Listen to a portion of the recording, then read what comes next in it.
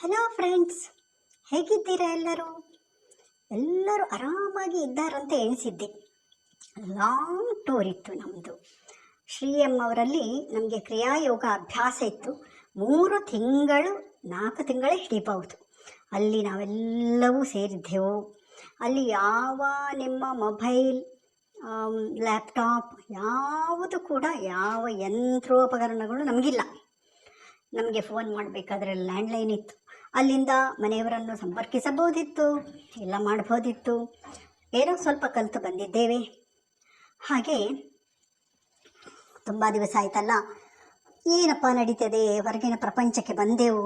ಬಂದು ನೋಡಿದರೆ ಎಂಥ ನೋಡುದು, ಧರ್ಮಸ್ಥಳ, ಅಧರ್ಮಸ್ಥಳ, ಆಮೇಲೆ ಮಾಸ್ಕ್ ಮ್ಯಾನ್, ಅವನಂತೆ ಇವನಂತೆ, ಒಬ್ಬರ ಇಬ್ಬರ ಮುಂಚೆಯೂ ಮಾತಾಡ್ತಿದ್ರು. 1-2 ವರ್ಷದಿಂದ ಹೀಗೆ ಮೀಡಿಯಾದಲ್ಲಿ ಹರಿದಾಡ್ತಿತ್ತು ನೋಡಿ. ಈ ಮೀಡಿಯಾ ಒಂದು ಸುಲಭಕ್ಕೆ ಸಿಕ್ಕಿದೆ ಎಲ್ಲರಿಗೆ. ಅದನ್ನು ಒಳ್ಳೆಯದಕ್ಕೆ ಉಪಯೋಗಿಸಿಕೊಳ್ಳುವುದಿಲ್ಲ. ಅದೇ ಸ್ವಲ್ಪ ಬೇಸರ ಆಗ್ತದೆ. ಮೀಡಿಯಾ ಒಳ್ಳೆಯದೇ, ಎಲ್ಲವೂ ಬೇಕು ಮನುಷ್ಯನಿಗೆ. ಆದರೆ ಅದನ್ನು ಉಪಯೋಗಿಸುವ ದಾರಿ ಉಂಟಲ್ಲ, ಅದು ಸರಿಯಾದ ಕ್ರಮದಲ್ಲಿರಬೇಕು. ಆದರೆ ಅದನ್ನು ಸರಿಯಾದ ಕ್ರಮದಲ್ಲಿ ಉಪಯೋಗಿಸ್ತಾ ಇಲ್ಲ. ಯದ್ವಾ ತದ್ವಾ ಅದನ್ನು ಬಳಸಿಕೊಂಡು ಅದನ್ನು ಹದಗೆಡಿಸಿಬಿಟ್ಟರು ಈ ಮೀಡಿಯಾ ಎಂಬ ಪ್ರಪಂಚವನ್ನು. ಹಾಗಾದರೆ ಈ ಥರ ಎಲ್ಲ ಮಾತಾಡ್ತಾ ಇದ್ದಾರಲ್ಲ, ಹಾಗಾದರೆ ಅಲ್ಲಿ ಕೂತವರೆಲ್ಲ ಏನು ಮಾಡಬೇಕು ಹೇಳಿ? ಎಷ್ಟು ತಲೆ ಬಿಸಿ ಆಗ್ತದೆ, ಎಷ್ಟು ಕೆಲವರಿಗೆ ಮನಸ್ಸಿಗೆ ಆಘಾತ ಆಗ್ತದೆ. ಇನ್ನು ಕೆಲವರು ಅಯ್ಯೋ ಲೋಕವೇ ಹಾಳಾದರೇನು, ನನಗೇನು, ಎಲ್ಲರೂ ಕೂಗಿಕೊಂಡರೇನು, ನನಗೇನು ಎನ್ನುವರೂ ಇದ್ದಾರೆ. ಆದರೆ ಅದರಲ್ಲಿ ತುಂಬ ಗೂಢಾರ್ಥಗಳಿದ್ದಾವೆ. ನಾನು ಅದನ್ನು ಹೇಳಲಿಕ್ಕೆ ನಮಗೆ ಕೆಲವು ಸರಿ ಅದು ಸರಿ ಅನಿಸೋದಿಲ್ಲ. ಬೇಡವಾದ ವಿಚಾರ ಯಾಕೆ ಮಾತಾಡುವ ಅಲ್ವಾ? ಅದಕ್ಕೆ ನಾನು ಅದರ ಬಗ್ಗೆ ಹೇಳುವವಳಿದ್ದೆ. ಯಾಕೆಂದರೆ 1-2 ವರ್ಷದಿಂದ ಕೂಗಾಟ ನಡೀತಾ ಇತ್ತಲ್ವಾ, ಅದಕ್ಕೆಲ್ಲ ಏನು ಎಂಥದ್ದು ಎಲ್ಲ ವಿಚಾರವು ನನಗೆ ಗೊತ್ತಿದ್ದ ವಿಚಾರವೇ. ಅದು ಏನು ಸತ್ಯಾಸತ್ಯತೆ ಇದೆ ನೋಡಿ, ಅದನ್ನು ತಿಳಿದುಕೊಂಡು ಮಾಡು. ಅಲ್ಲಿ ಸತ್ಯವೂ ಉಂಟು, ಸುಳ್ಳು ಉಂಟು. ಬರೀ ಧರ್ಮಸ್ಥಳದಲ್ಲಿ ಮಂಜುನಾಥನೇ ಸತ್ಯವೇ ನಡೀತದೆ ಅಂತ ನಾವೆಲ್ಲ ಭಾವಿಸಿದ್ದ ಒಂದು ಕಾಲವಿತ್ತು. ಅಯ್ಯೋ, ಧರ್ಮದ ಬೀಡಾಗಿತ್ತದು. ಒಬ್ಬ ಆಣೆ ಪ್ರಮಾಣ ಅಂದರೆ ಧರ್ಮಸ್ಥಳ ತಗೊಂಡ ಅಂದರೆ ಅವ ಪಡ್ಚ, ಹಾಗೆ ಇತ್ತು ನೋಡಿ. ಈಗ ಅದರ ಅವಸ್ಥೆ, ಆ ಧರ್ಮಸ್ಥಳದ ಅವಸ್ಥೆ ನೋಡಿದರೆ ನಾಯಿ ಪಾಡಾಗಿದೆ.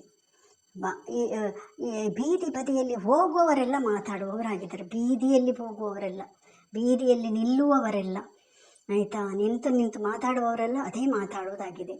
ಅದರಲ್ಲಿ ತುಂಬ ನಿಗೂಢತೆಗಳಿವೆ. ಆದ್ದರಿಂದ ನಾನು ಬಂದದ್ದಷ್ಟೇ ಕೆಲವೊಂದು ವಿಚಾರಗಳು ನನಗೆ ಗೊತ್ತಿದ್ದದ್ದು, ನಮ್ಮ ಕಾಲದಲ್ಲಿ ನಡೆದದ್ದು ನಾನು ಖಂಡಿತ ನಿಮಗೆ ತಿಳಿಸ್ತೇನೆ.